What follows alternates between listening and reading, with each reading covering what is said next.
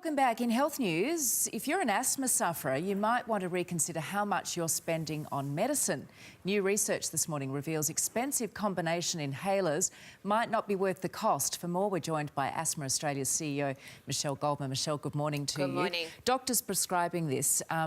If cheaper treatments aren't as good, what do we need to know this morning? Well, I think the important point is that doctors might not be aware of the costs of all the various medications, or they're not considering affordability when they're discussing treatment options with their patients. We know many patients aren't taking medications regularly, and we know cost is a major contributor to this. So it's really important that doctors consider affordability when prescribing treatments. So how should you ascertain which treatments are best for you as an individual? So the best treatment is the lowest dose that will allow you to be symptom-free, and the clinical guidelines suggest you start on a low dose, and if you still experience symptoms, that your doctor then increases that dosage to a point where you can be symptom-free. Okay. Are we over-relying on medication, do you think? I mean, easy to say if you don't suffer from asthma, but do we need to be mindful of that? Yeah, unfortunately, this is a really big issue in asthma. Many people aren't taking their preventer medications as prescribed and rather rely on their reliever medication, the blue puffer, for a quick fix when they get into trouble.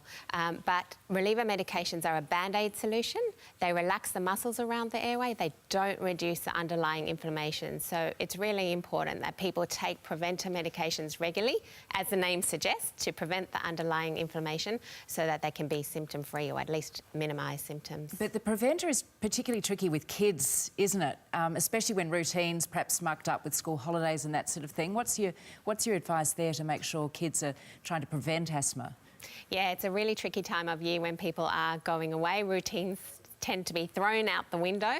So it's really important, and our advice to parents would be to urge them to ensure children and themselves are taking medications morning and night as prescribed to stay symptom-free and to enjoy the holiday. All right, and winter's obviously almost upon us. Is that even more challenging for asthmatics? Yeah, colds and flus are a really major trigger for asthma. So at this time of year, it's really important that people are visiting their doctor for a review, getting an up-to-date asthma action plan, taking their preventer as prescribed, and if flus are a big issue, getting a flu vaccination as well. All right, good advice, Michele. Thank you very much for that indeed. My pleasure.